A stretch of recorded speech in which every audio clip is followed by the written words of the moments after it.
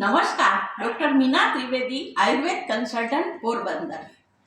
હા, કોરોના કાળ તો કોઈ પણ ભૂલ્યા નહીં હોય.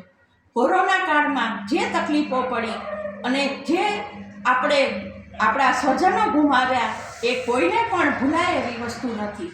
પણ હા, કોરોના કાળમાં એક આયુર્વેદિક ઔષધ જેને સૌથી વધારે રેકમેન્ડ કરવામાં આવતું હતું કે આપણે એ રોગથી બચી શકીએ અને આપણામાં ઇમ્યુનિટી ડેવલપ થાય, તો એ ઔષધ કયું યાદ છે બધાને? તો એ ઔષધ છે ગળો. ગળો, જેને આયુર્વેદમાં હુડુચી પણ કહેવામાં આવે છે. ગળો જેવું કોઈ રસાયણ ઔષધ નથી. ગળોને અમૃતા પણ કહેવામાં આવે છે. ગળોનું સત્વ નીકળે છે એ પણ ખૂબ ફાયદાકારક છે. અને આપણે ગળો છે એ બધા રોગોમાં ઉપયોગી છે. ગળોનો રસ છે એ કડવો છે, પણ એના ગુણ એટલા બધા ફાયદાકારક છે એટલે એને ગળોને ઘડી એટલે કે એને મીઠી પણ કહેવામાં આવે છે. સૌથી શ્રેષ્ઠ રસાયણ ઔષધ તરીકે આયુર્વેદમાં ગળો ઉપયોગી છે. હવે ગળો છે એ બીજા ઝાડ ઉપર એનો વેલો ચડે છે, પણ જે લીમડાના ઝાડ ઉપર ખાસ કરીને જે ગળોનો વેલો ચડે છે એના જે ઔષધીય ગુણો છે એ વિશેષ છે.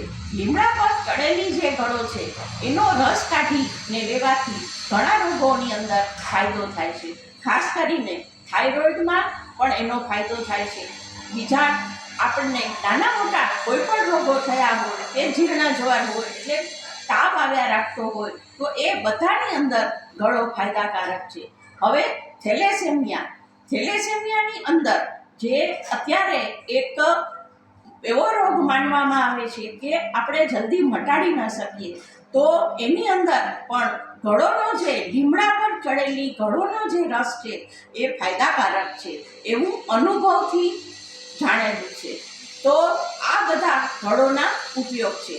વધારામાં ગળોનો રસ છે એનાથી ગળોનું જે બારીક ચૂર્ણ હોય એ મધ સાથે લેવાથી એની અંદર થોડી સાકર ઉમેરી કે ગોળ ઉમેરીને લેવાથી તો વૃદ્ધપણું જે આવતું હોય છે એની અંદર અને વાળ જે વધારે પડતા નાની ઉંમરમાં જે ધોળા થઈ જતા હોય છે એની અંદર આંખના રોગોમાં બધા રોગોમાં ગળો ફાયદાકારક છે.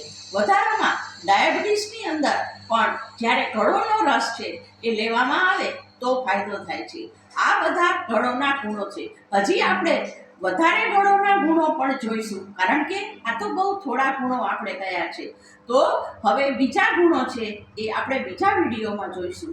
તો આવા બધા ઔષધીય પ્રયોગને જાણવા માટે મારા વિડીયોને સબસ્ક્રાઈબ કરો, લાઈક કરો, શેર કરો. અને તમને કોઈ પણ તકલીફ હોય તો આ વિડીયોની અંદર જે નંબર બતાવેલા છે એના દ્વારા તમે મારો કોન્ટેક્ટ પણ કરી શકો છો. ધન્યવાદ.